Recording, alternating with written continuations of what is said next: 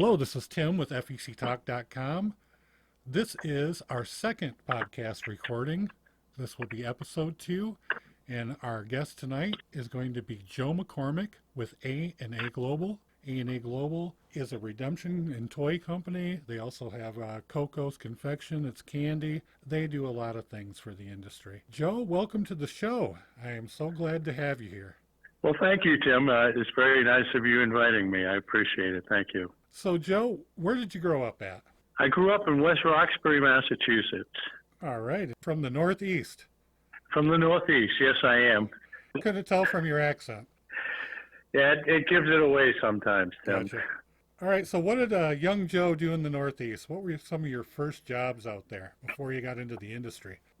When I was 12 years old, I basically got my first paying job. I worked at a place called Dixon's Five and Dime on Center Street in West Roxbury. It was a typical old-time five and dime where you could get penny candy, the little toys, penny toys. I would basically stock all the shelves with the little bin toys we have now. We would sell them for, I think it was 3 for a nickel back then. Okay. I did that for maybe 2 years. All right. That sounds exciting. You get to play with toys at 12 years old. Labor laws must have been a little different then, or was it a family thing? No, I kind of slipped through the door. There you go. That happens. I did the same thing when I was young. Yeah. Right. I'd only work. I would probably work 10 to 12 hours a week, basically, and it was just stocking the shelves for Mr. Dixon at the time. Oh, yeah, that's great. There was always a benevolent business owner when I was growing up as a little kid. Hey, you could dust this, you could do that. Always great. Yeah, great corner stores back then. So how did you break into the industry, Joe? I had joined the service in 1975, and I was in for 3 years, and when I got out, and I got back home, I decided to go to college in Miami, Florida. I went to, well, not actually Miami, it was Opelika. It was, at the time, it was called Biscayne College. It was taught by the Augustinians, and it was also the training camp for the Miami Dolphins back then. Oh, wow. Yeah, so I worked there. I studied there. I was a correctional officer at the same time down in Dade County Jail. And I was down there for 4 or 5 years, got married, met a girl, got married, and her family had a carnival supply business, a toy store carnival supply business up in Maryland. Okay. I went to work for the father, and I worked there for 20 years. Oh, wow. So what kind of toys? Was it like redemption? It wasn't really the redemption we have now, but it was more like, and I'm sure some of it's crossover. Well, yes and no. I did everything from school bazaars to firemen's carnivals to I sold merchandise to the guys that came down from the Maryland State Fair. So I would sell everything from the little tchotchkes all the way to the $40 and $50 stuffed animals, the huge ones. Okay. It was exciting. We would do redemption for the school back then. Okay. So what we would do is rent all the equipment. I had all the games from wheels to the cat rack to the milk bottles, milk cans, everything. I must have had 60 different games, and I probably had 5 to 10 of each of them. I would let the schools use the games at no charge if they bought the merchandise from me. Okay, great business. And then what I would do is I would set up the prizes according to more or less ticket values, which weren't really ticket values, but like for instance, if they were playing a milk bottle, milk bottles it was about 1 in 8 would win.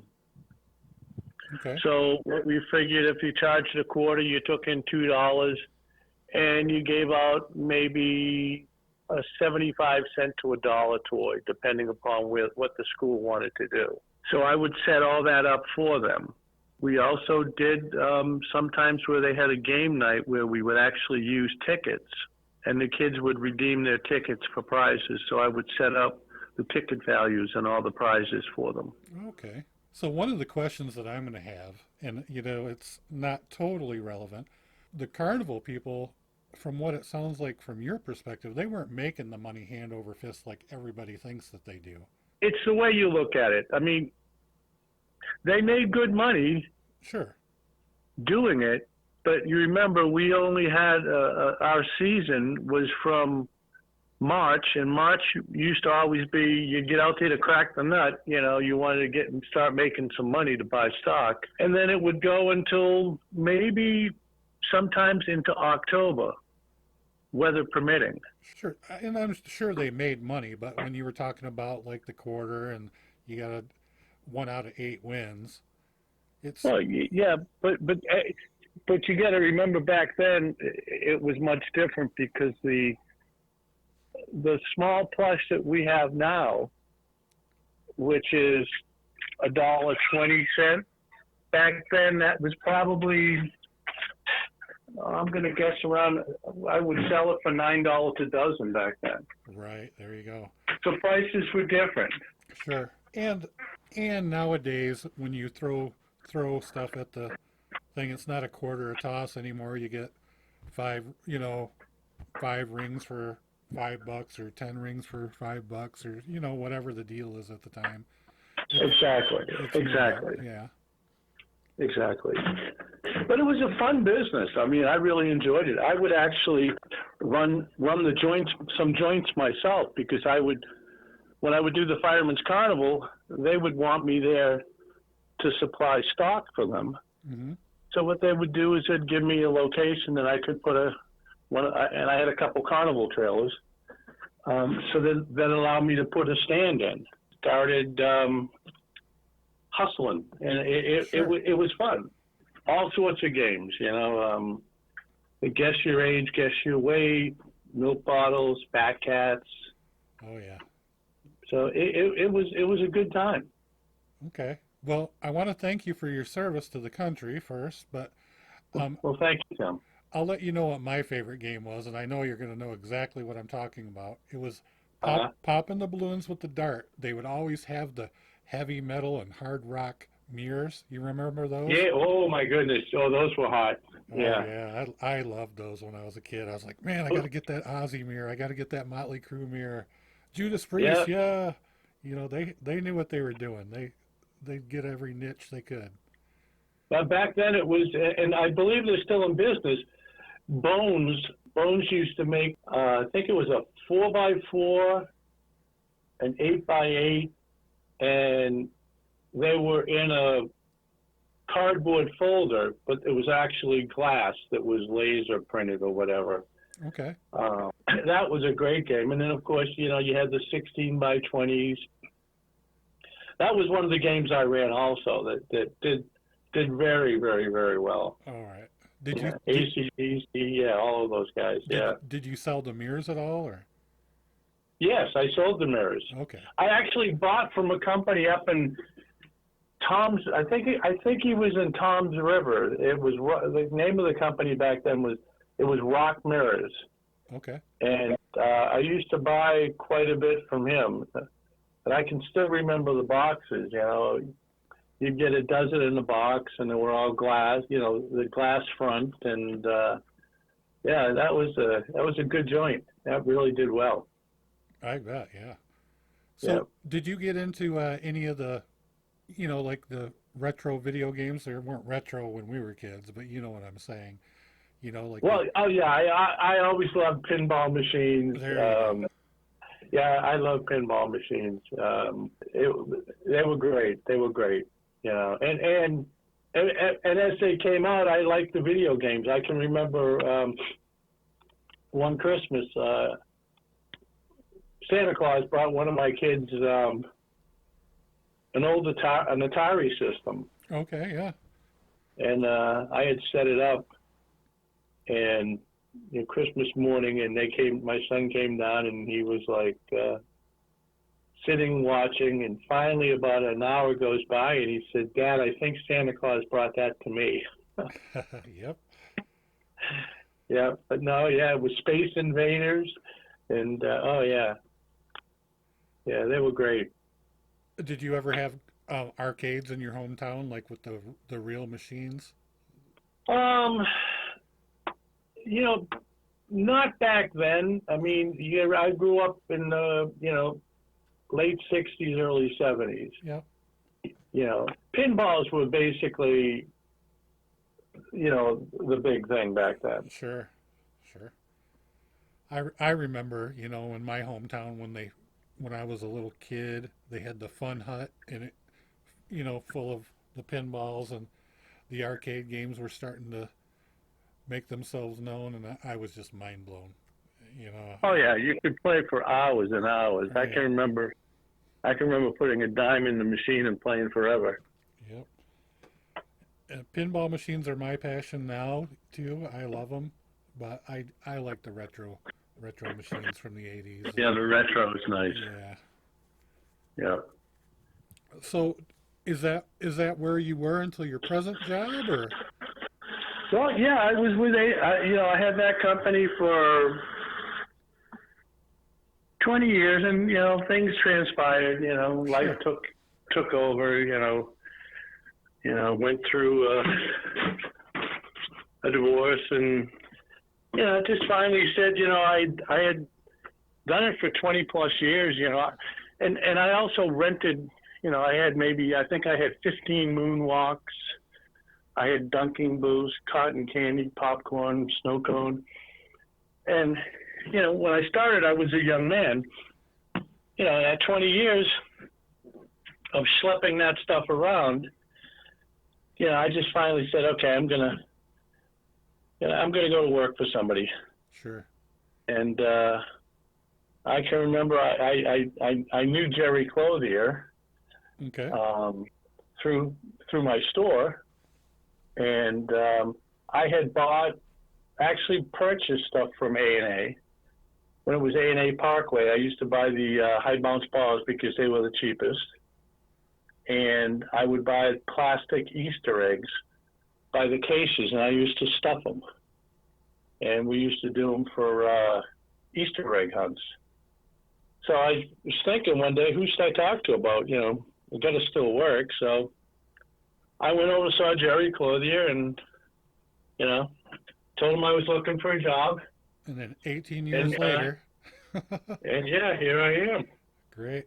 So 10 years ago, I used to buy from AAGlobal, but I didn't know they did anything else, really. I just bought the knobby balls from them because you guys were the cheapest on those as well, and I think you still are. Yeah, A&A started out as a coin-operated stamp vending machine company. Okay. And this was back in 1938. And, over the years, they've grown tremendously.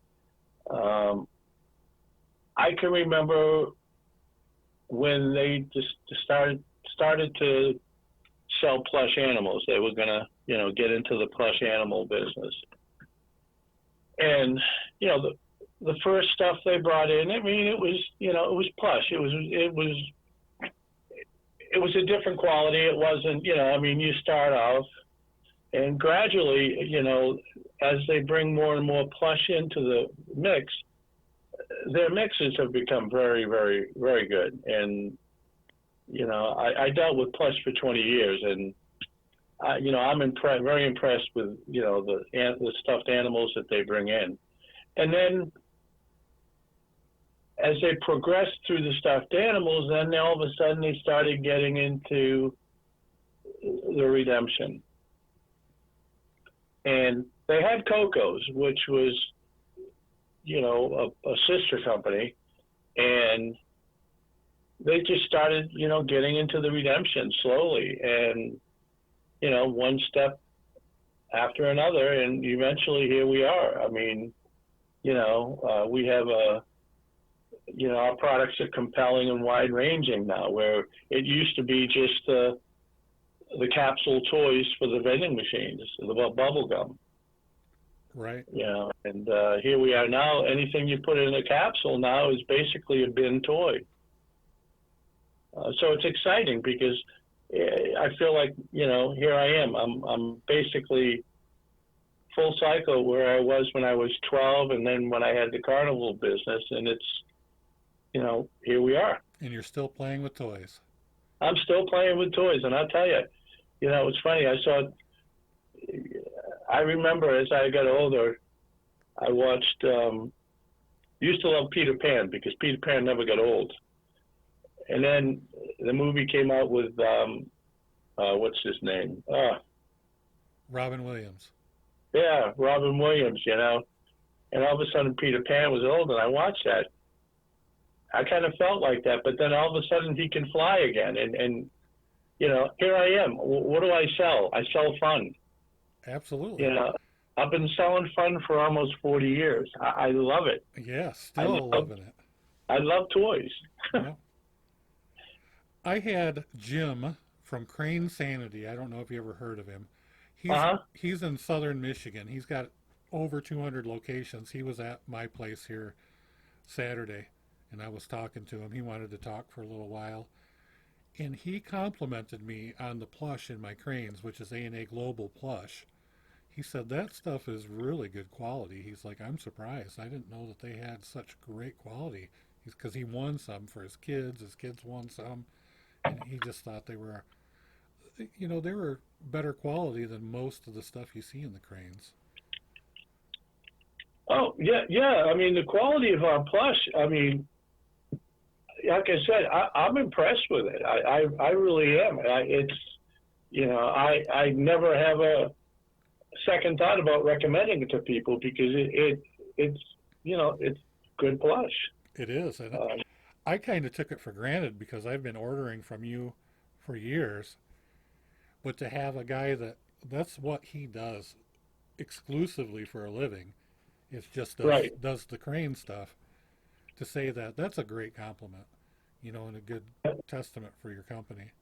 Well, they've done AA's just really done a great job. I mean, I can't say anything negative. I mean, right. It's like, in the beginning we were crawling, Mm-hmm. We're up now. We're moving quickly. We're almost in a complete trot. I mean, and especially with what's going on now, you can't keep Plush in. Yeah, that's for sure.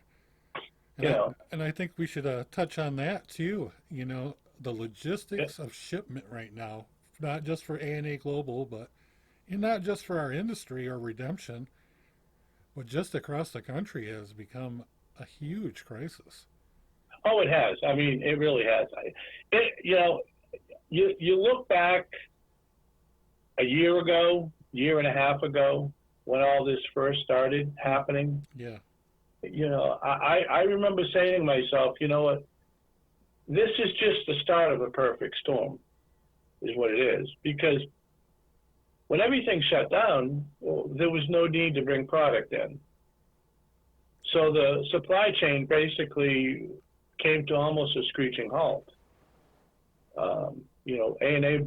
A&A continued bringing product in, but when you get full, you're full. And we were busting at the seams.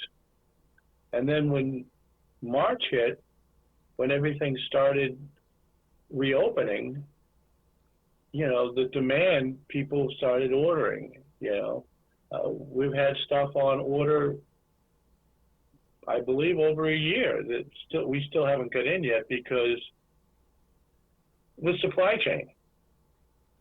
Right. And I honestly don't see it really coming, full cycle or getting back to where it should be until probably, I'm going to say May, June next year. Yeah. But don't get me wrong. It doesn't mean that we're not going to have products. Right. It just means that, it's going to take that much time to get back into the regular routine, getting everything in a timely manner.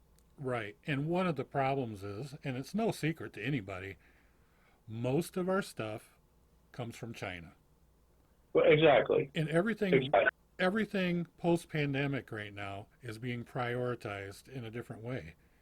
It isn't Right, right. it isn't really the highest bidder. It's like we need materials, we need medicine, food. That stuff takes priority for these shipping containers. So Oh, sure. nobody's really caring about the floating plastic that we want to get into our fun centers. So Oh, exactly. right, so it's coming from China, floating across the sea in a snail's pace. It gets to our ports, and Hmm. these guys could be waiting out there 5 weeks or longer at port. Exactly, exactly. And just for instance, things that you don't think of.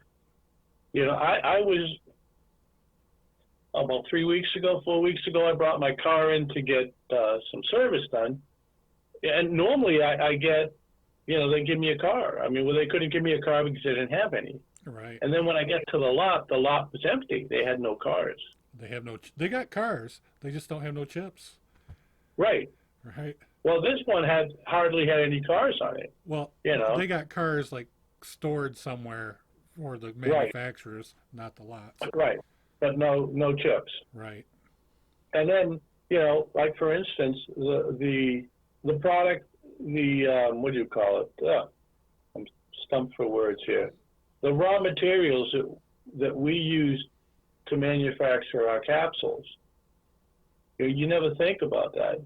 Right. Well, that price has gone up on the raw material, Right. and it's hard to get a hold of.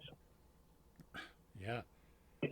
So I mean, it's the perfect storm. It's just and the only thing you can do is hold on to the bull and go for the ride. Right. The price of containers has went up, and Sure. like I said, they're waiting 5 weeks or more at port. They get into port, and then customs. I mean, they're so backed up. You're going to have Yep. another 5 weeks waiting in customs. Exactly. And now today I read an article that even once the stuff gets through customs and it's ready to ship domestically here, they're having logistics issues there on that end too. And it's just Oh yeah, definitely. yeah, I see that all the time. pricing is going up on shipping as well. I mean, they just don't have a choice. Oh, it definitely is. It definitely is. It's And the cost of doing business is just going getting a up. little more expensive. Yeah. And I think it's kind of admirable because I see there's not been a lot of price increases from AAGlobal. I don't know how you guys do it, but it's Well, we have had price increases on some products. sure. Like for instance, the ducks have gone up a couple pennies.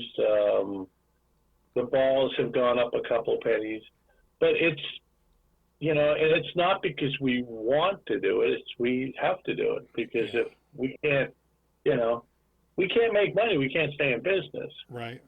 We don't turn around and gouge. I mean, by any No, means. absolutely not. I understand that Right. completely. And Right. and the pennies are understandable. You haven't been gouging at all. The only problem is with all this compounded cost, it all goes to the operators like me. Yes.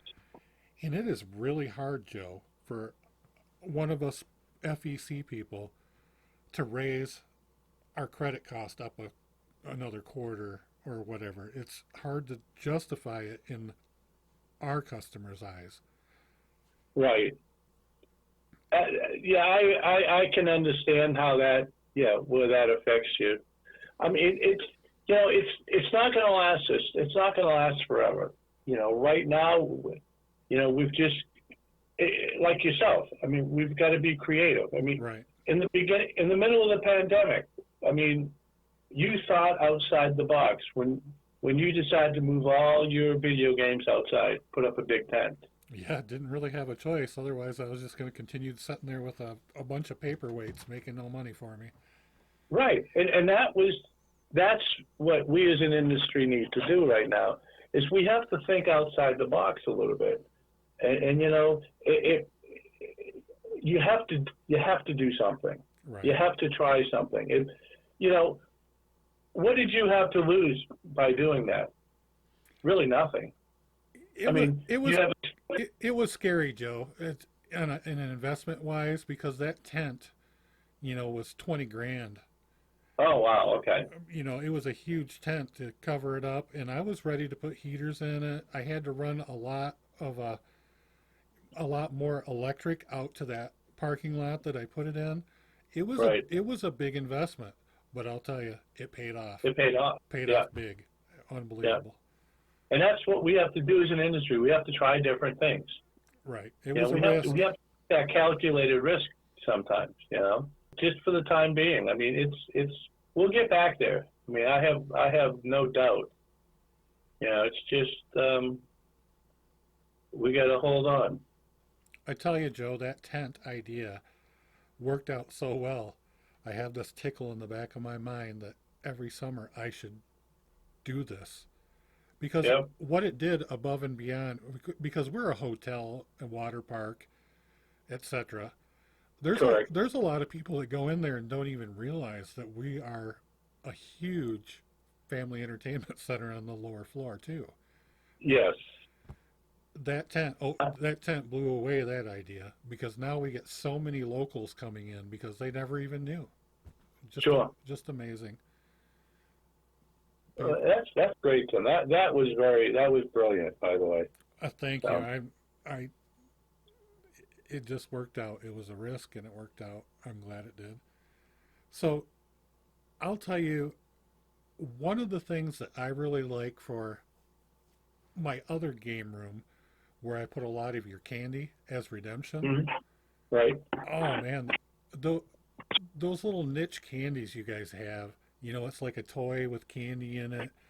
It could Yes. be slush puppy gummies, slush puppy chews, the little Yep. cobras with toy cobras with candy in it. Man, those things fly off the shelves. People play games just to get those candies. It's Great, Tim. They're novelties, and it's funny to think, back in the day when I had my company, A&A had these two, actually Coco's, had these two items that I loved, and one of them was called Worms and Dirt. All right, it Okay. was a gummy worm in Oreo cookies crunched up. great. And back then, I was paying 31 cents a piece. Sure. I was selling that at $18 a dozen to the schools. And then there was another item. It was Cookie Chew. Now, Cookie Chew was a great novelty item. What it was a dog bowl with little graham. I believe they were graham cracker like cookies. Okay. In the bowl, and a sweet tart bone wrapped. Oh wow. Okay. And I'll never forget when I had my business. The schools used to come in and they would, go through my showroom, and this group of ladies came in, and one mother had a little girl with her, and I always, ask the mothers, is it all right if they have something? I'd give them, candy or a little toy. She said, sure. And I said to her, okay, what candy would you like? Well, she wanted the Cookie Chew. Okay. All right. But not the cookie. Yeah, you know what I mean. So she put it down, asked her mom if she'd go and open it. She opened it. All right. This would have been a perfect commercial. She opened it, put her hands behind her back, barked, and started eating, just putting her head down into the bowl, That's eating. hilarious. And, but novelty candy is incredible. I mean, we have sprays, we have squeezes, we have dip and licks. We have the icy, we have slush puppy. All different, popping candy to squeeze candy, dip and licks. We even have a giant gummy. Oh yeah. Slush puppy. That does slush puppy, and we have an icy as well. Okay. And then I sent you we had what was it? The three new candies. Yeah, I ordered cases of each of those. I thought that's a great idea. I love Yeah. those candies. They just fly off the shelves. And they're great because now they're gearing a little bit more now, not just to the younger kids, because, bringing the icy gummy and the icy chews into the mix, Right. Even the older kids, young adults, Me. Adults, old people. Yeah. Well, I shouldn't say old people because I'm there now, but you know what I mean. Well, you're still a young old person, just like me. Yeah, I'm a young old guy. Yeah, definitely. So Hey. we're constantly bringing new things, and they do very, very well. Yep, and you got the classics too, like the Tootsie Rolls, the Tootsie Pops, the Oh yeah, Smarties, definitely. Pixie Sticks, everything, all that staple. And I get it all from you too. And it's Yeah, great. Well, we have all of that. I like the candy necklaces. Yeah. One of the niche things that you guys have been getting lately that I've really liked for my high roller case is you got the different lava lamps. Yep. But above that, now you got these is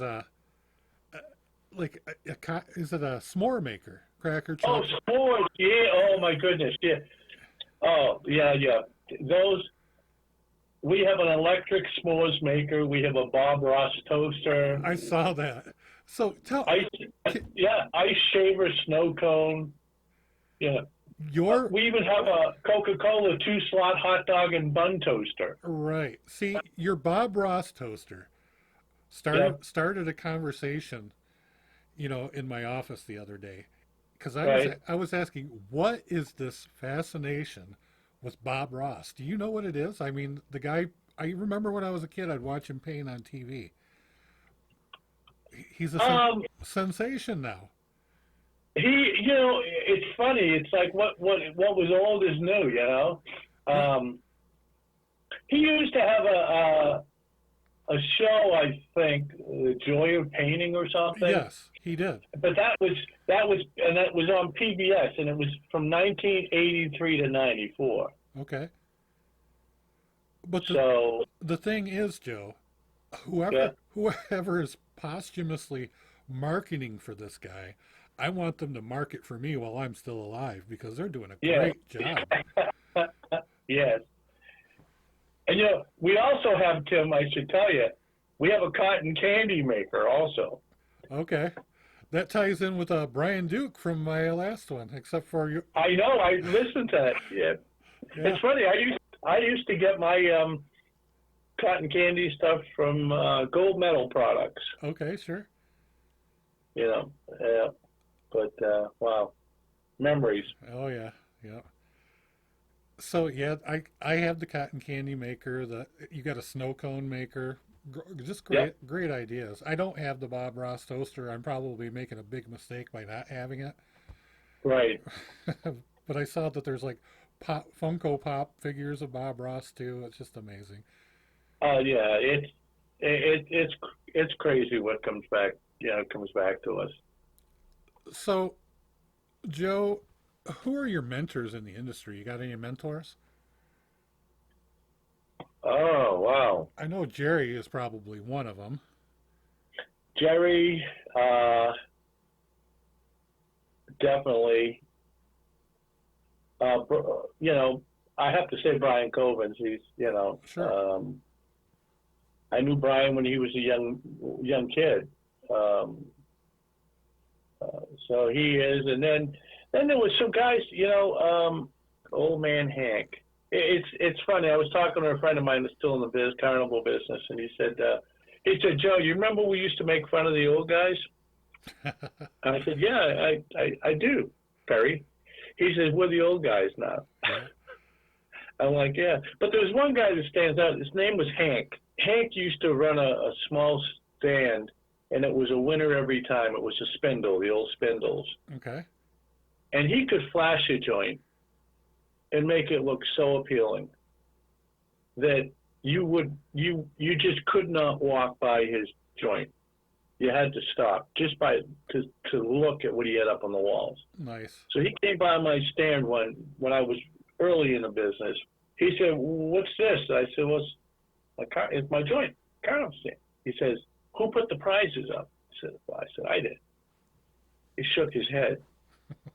I said, what's wrong? He goes, never mind. Do me a favor. Can I show you something? I said, yeah. He says, come back in 15 minutes. Just leave. So I came back in 15 minutes, and I didn't recognize my stand, the joint. He had all these prizes flashed in such a way that it made you want to win that item, which was incredible. And he taught me so much about, how to flash, mix the colors up, mix the shapes, mix the sizes, and, just always, if you have a hot item that everybody's looking for, in 2 days, move it to the other side of the joint, because that's going to force the people to look across the joint and see all the other prizes to look for what they're looking for. Right. And they'll see more. So it forces you to look and see. And now, when you do that... And now you're giving that advice to other people. Oh, definitely. You have to. So you were right when you told Perry, you guys are the old men now. Yeah, because when, you just can't set up a redemption wall and leave it. No. Because it won't do anything. You have to keep it lively. You have to move things around. You don't have to redecorate the whole wall. What are your hot items? Move them around. Right. That's what I need you for, Joe. I need you to come to my place, have a look, and I want you to take Hank's philosophy that was ingrained into your soul and help me put that into my redemption center. Now, definitely. I would welcome that, yeah. Yeah, what I know are the games, right? So right. I use Hank's philosophy and Joe's philosophy in the games, where I put the games. Because to translate that to the games, you put your better games closer to redemption, right? And then the older games go out away from redemption. Correct. Unless it's something big that's going to catch everybody's eye anyway, or I would say the skee balls or ice balls, those people will look for. But you put your good stuff close to redemption, and I'm sure you do the same thing with the redemption philosophy. It's like a carnival. If you ever go to a carnival, a grocery store is the same thing, but I'll just use a carnival for this. So if you notice, when they set up a carnival, the food is not all in one spot. You might have Coca-Cola on this side, and if you walk down the road around the carnival a little bit, then they're going to have the popcorn, and then maybe the cotton candy. So what they're forcing you to do is they're forcing you to move. Right. And they're forcing you to walk around. By doing that, you're seeing all these different things. All right? Supermarkets, the same thing. If you go in the supermarket today and you look at one of the end caps, you might see Cheerios. Okay? Mm-hmm. You come back tomorrow or a week later, well, Cheerios aren't there. Now you've got to go look for them. Right. So it's forcing you to move around. And the more you see, the more you buy.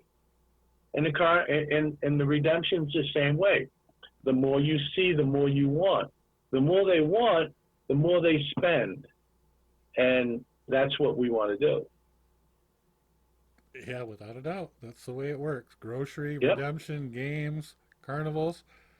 Yeah. The people that know Hank's philosophy and Joe's philosophy are the ones that make the money. Yep, exactly. So, Joe, if you were able to go back to 18-year-old Joe McCormack and give him one piece of advice, do you know what it would be? Wow. Just keep moving. Yeah? Just keep moving. I mean, life is a journey. I mean, you're here one day, you're somewhere else the next day. Right. Take the challenges. Don't be afraid to try things. We're not always going to be 100% successful in everything we do, but we learn from our mistakes. And I think that's an important thing, is that we learn from our mistakes, that we keep moving. You hit a brick wall, okay, so you can't go through the brick wall. Now you got to figure out, Do you climb over it or you go around it? But you don't let it stop you. That's for sure. I'm a technician at heart. That's how I started in the industry. I got to where I got really good at fixing games, electronics, etc. I did biomedical for a while. And that's the technician's philosophy too. Most people come up to a brick wall and they stop. Okay, now I need help. A technician gets to it, they find a way under it, over it, around it, or break through it. And Right. that's what sets them apart. So, And that's the same. That's with me, And Tim, it's funny. I look back at my life and everything I've done. I mean, I've done so many things in my life. I worked with a caterer on Navy ships going out of Fall River for shakedown cruises with the Army. I sold Coca-Cola at Fenway Park when I was a kid. Great. I worked in the State House in Boston. I caddied. All the things I've done in my life, I really, honestly don't have one regret.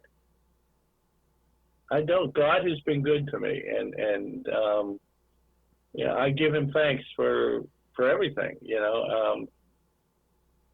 Amen. Yeah. And look, I've been with the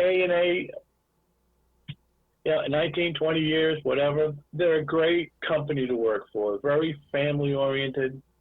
They care about you. They take care of us. And the thing that I like is that we're family. We're all family. And I think that is probably the greatest thing.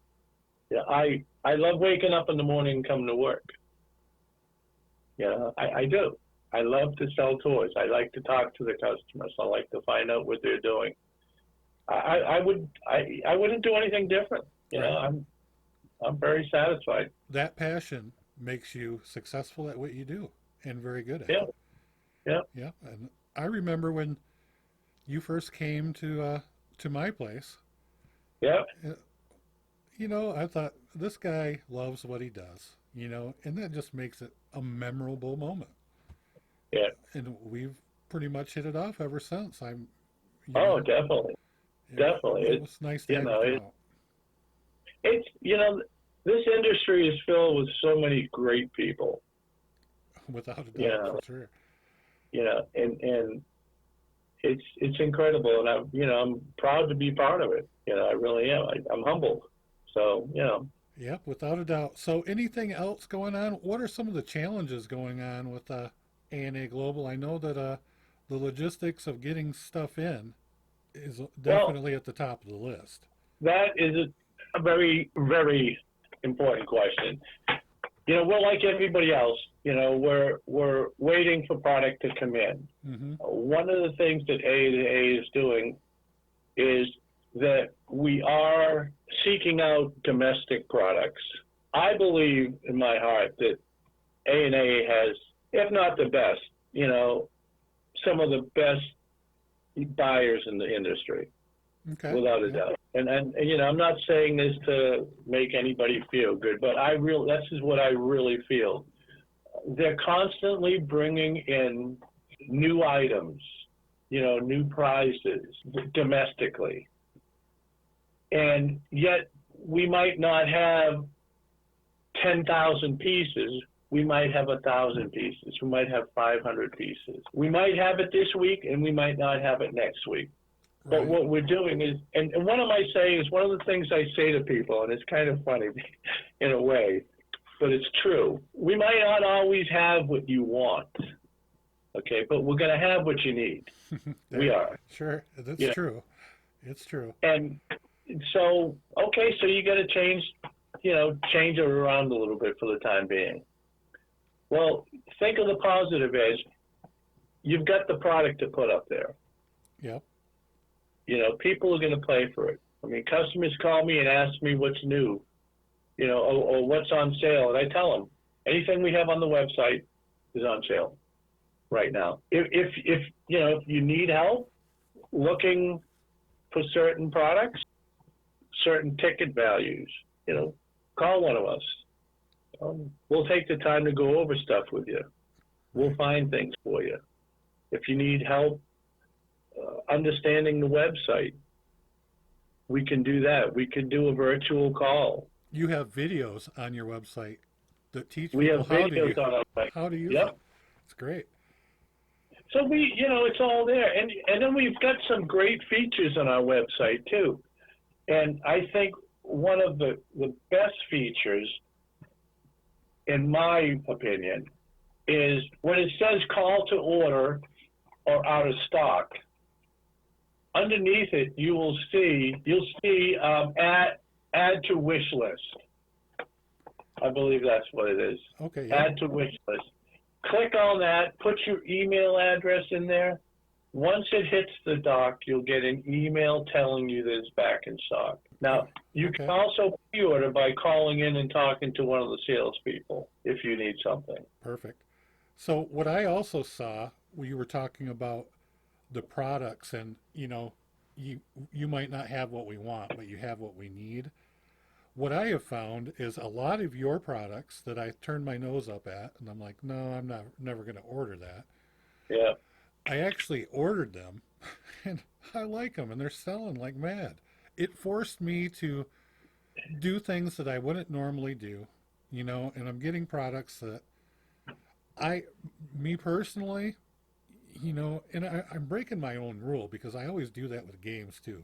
If it's a game I like I told Brian, it's like the phone center would be full of pinballs and there would be no money to be made. I was making that same mistake with the prizes. Oh, yeah. This pandemic taught me a valuable lesson.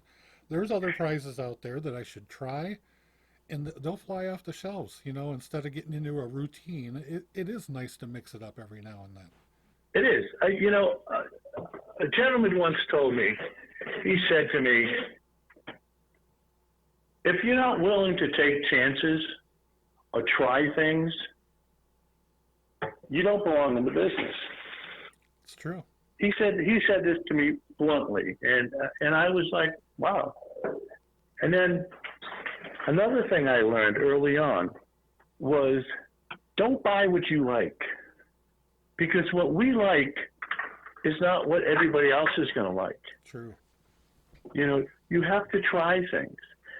Don't be afraid, to try things, because I think what this pandemic has taught us is that there are other items out there that are viable and do well. I've heard some people complain, well, we have to change, we have to change so much around if we do that. We got to go into the system and this and that. Well, that's part of the business. You want to make more money, you got to try different things. And whatever you do, don't buy the farm. Test the milk first. Right. And that's sound advice. Sound advice. Yeah. So, Joe, 5 years from now, where do you see our industry? What do you think some of the major things or major changes are going to be, especially with redemption? I don't think it's ever going to go away. I think the challenge is keeping up with the times. What's hot, what's going on. The games. Right now, we've got axe throwing, we've got laser tags mixed in. I mean, it's like a one-stop shop for arcades. Right. VR, you name it. And I think VR is going to get a little bit bigger too. And I think who knows, they might find a way to actually tie that into redemption. Right. So one of the things that I've been seeing, and personally, I don't think this is ever going to catch on, but I could be wrong, because I think the nature of people, when they go to a redemption center, they want to get their prize. They played the games. They want to go to the counter of the store, get their prize, and have their prize in their hand. But I see a lot of them that are going virtual with the redemption. So what it is you swipe your card, and you got a kiosk. You pick what you want, and they ship it to you like Amazon, maybe a couple days. But I don't think that's. I don't see that, Tim. And you know why? From my early days in the carnival, all the way to present, one thing people want. They want instant gratification. Right. I don't want to have. They're not going to want to wait for their prize. They want their prize. You know, 100%. Everybody loves a winner, and you know what?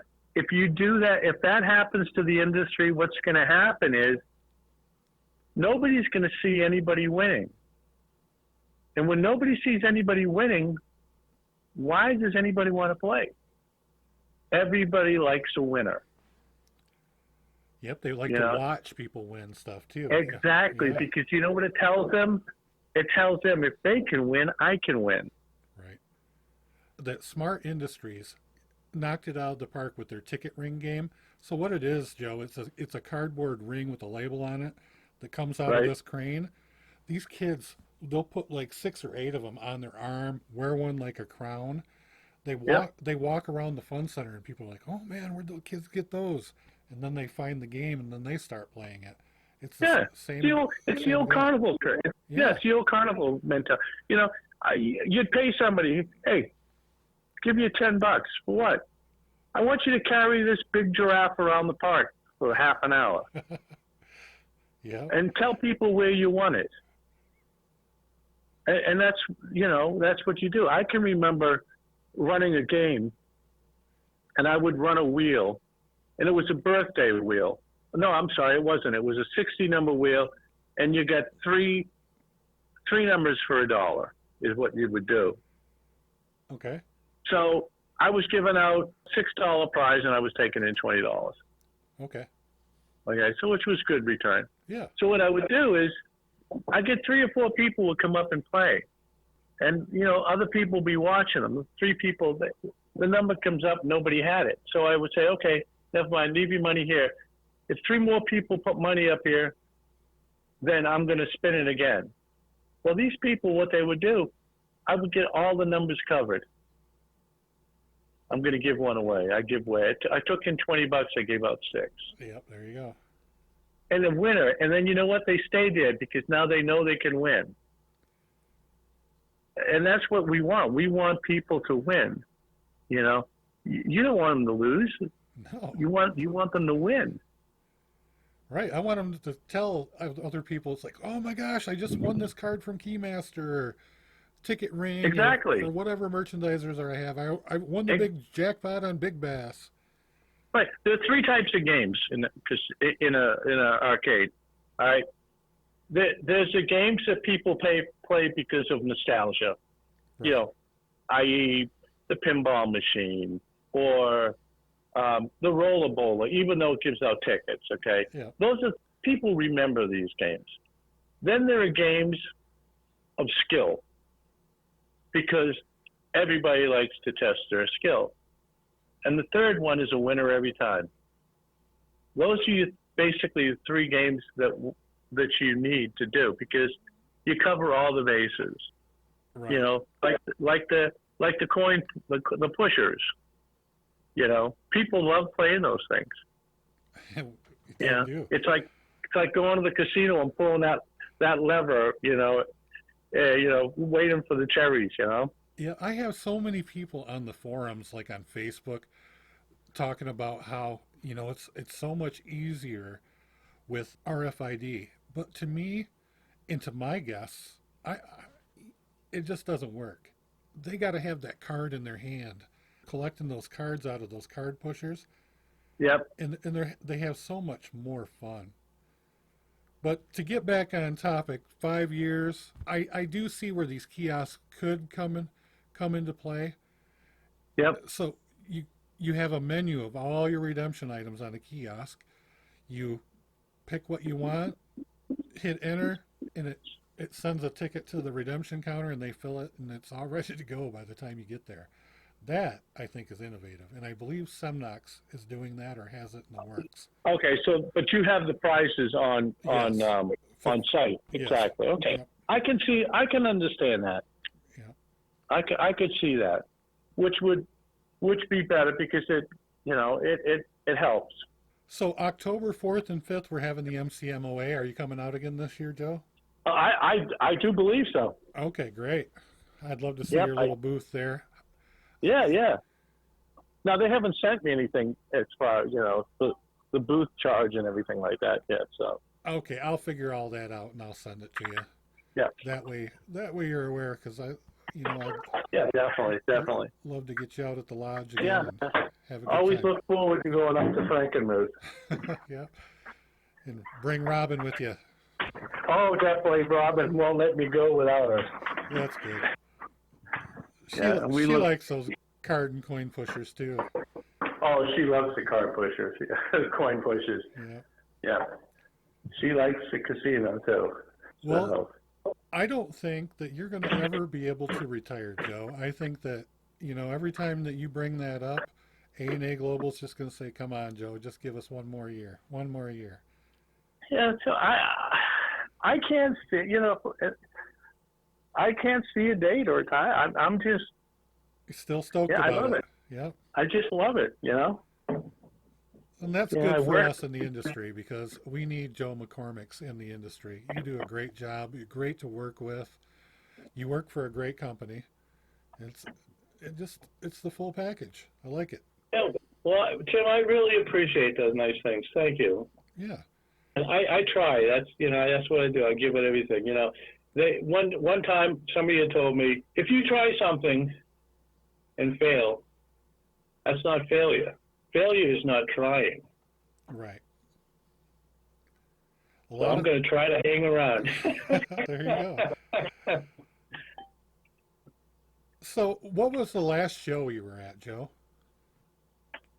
The last show, With the pandemic, it's probably been a while, huh? yeah, I think I was down in. I think I might have done the Ohio show. I did the Ohio bowling show, Okay. and it was well received. It was down in Columbus, Okay. Are you going to and IAPA? I will be at IAPA. Yes. Okay, perfect. I'll Yep. definitely see you there. I'll be down there for the whole week. So yeah, I'm looking forward to meeting up with you. But I'll see you before that. So Yeah, you will. Yep. At the MCMOA. Yep. That'll be fun too. oh yeah, it should be good. I'm looking forward to seeing everybody. It's been 2 years? Yeah. It's like 2 years of limbo. Hard to believe, isn't it? It is. And there's so many changes to the industry, to our country, to the world. It's just unbelievable. Yeah, all we can do is just keep praying, my friend. Yeah, well, this too shall pass. And Oh, it will. the It industry's will. going to get better. I think at IAPA, it's going to be exciting. There's going to be a lot of new things. People are going to be chomping at the bit to buy stuff, because everybody's been doing good across the country. So these game manufacturers and these redemption companies like AAGlobal, they're going to have a lot of nice shiny things to show us when we come busting through the gates. Yeah. All we got to remember is that the finest steel has to go through the hottest fire. Remember. Wise words from a man that's been in the industry for quite a long time. Yep. That I quoted Richard Nixon on that one. Oh goodness. All right, my friend, I am going to let you go. Thank you so very much for joining the show. It was very nice to share the wisdom with you and hear all these great things that you've went through and done and experienced in the industry, and about your company, AAGlobal. I mean, if people want to get a hold of you and buy stuff from AAGlobal, the stuff that you have right now, how would they get a hold of you, Joe? They can call me at 1-800-638-6000, and my extension is 328. Okay. Or you can send me an email at